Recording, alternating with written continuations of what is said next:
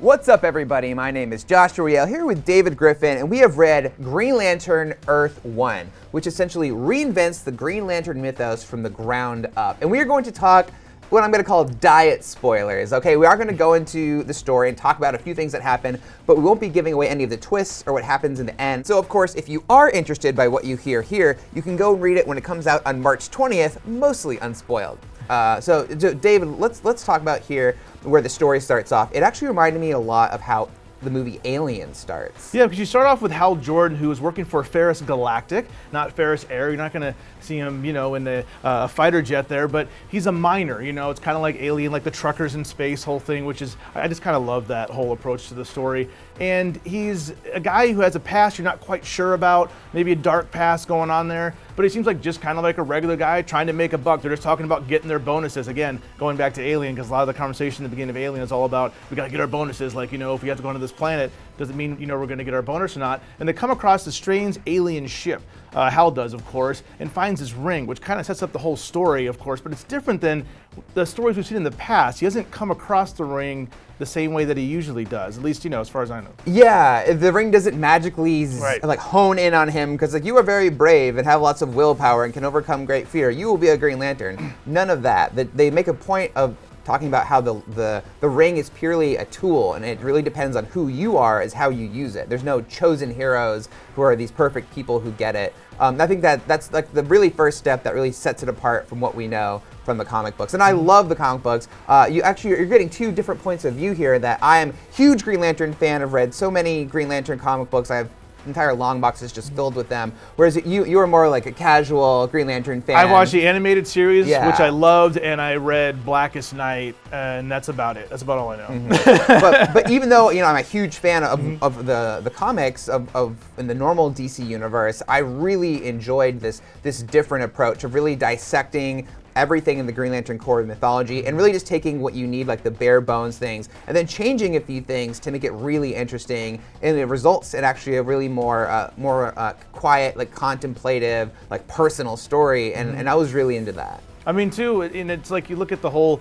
just the world they're building. I'm looking at the artwork, which is I love it. I mean, I would call it beautiful, but it's also very, I don't know if you call that muted or subdued. It's not super clean looking art, but I mean, it kind of goes that whole alien trucker vibe. Yes. It's drawn by Gabriel Hardman, who actually co-wrote it with Karina Bechko. They've done a series called Invisible Republic, which is really well received. They're a great team. They work together. And they've done Star Wars before, so obviously when we heard they were doing Green Lantern, we're like, oh yeah, this makes perfect sense for them. And yeah, his artwork is like Alien. It's very like gritty. It can be like sparse at times, but it's my kind of artwork. It's not like super detailed. It's not cartoony. It's very again like gritty. It's dark. There's lots of scratchiness, but I think it fits the story, the tone that they're going for very, very well. And Joshua, speaking of Star Wars, I think there's a lot of comparisons you can draw from Star Wars to this story, because when we find out, or when Hal, I should say, finds out about the Green Lantern Corps, who's never heard of before,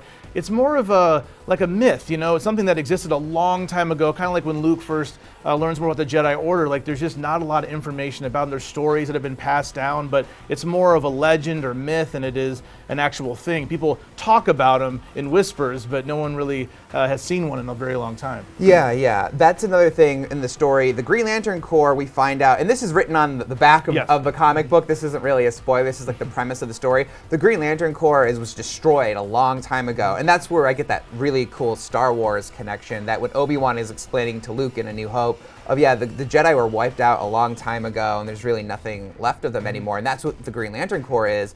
Hal does meet another Green Lantern. He meets Kilowog, but he got his ring because it was passed on through the generations. And what I thought was really funny when they first meet, Kilowog, who we know as the Green Lantern Corps drill instructor from the main comics, he says to Hal, "It's like, I'm so glad to have met you, another person with a Green Lantern ring. Teach me everything."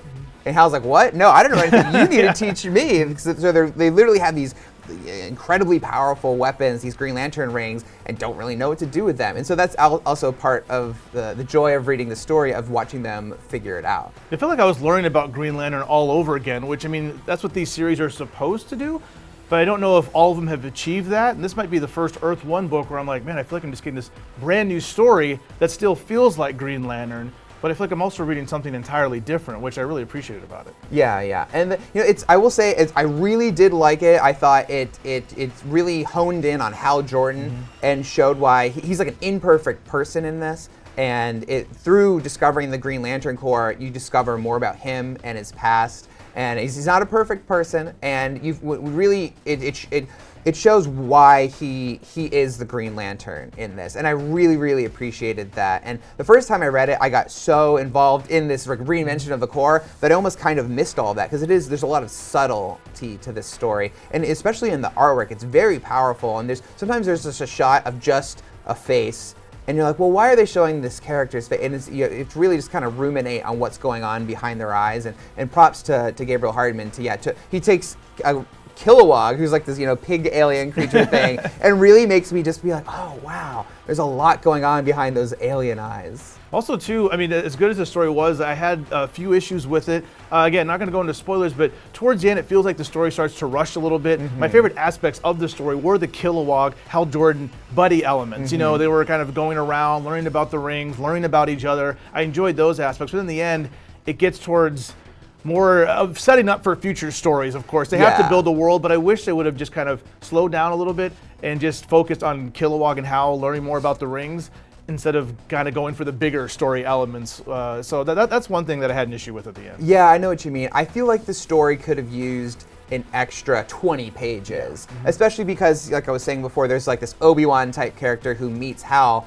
and that character is only on a couple pages, but I was like, I really want to know a little bit more about that character. And the same thing, towards the end, and like I guess what you call the third act, they do start throwing in some characters and some familiar concepts that we know from the greater Green Lantern mythos in the comics, and it almost feels like they wanted to include those things but weren't sure how to make it fit in seamlessly because they wanted them there for the sequel, and so they just it did feel like kind of crammed in there at the end. But despite that, I still felt it was really strong, just regardless, and I thought this was a big win for the Earth One line. Yes, overall, excellent book. I mean, I would say definitely pick this up and read it, and I can't wait for book 2. I'm hoping we get a book 2, because I really enjoyed this. Yes, me too. So that's what we thought of Green Lantern Earth One. If you want some more cool stuff about comic books, check out our videos on why Jean Grey is better off without the Phoenix, and how the Fox-Disney deal, if it goes through, could affect Marvel Comics. And be sure to follow and subscribe wherever you like to watch IGN.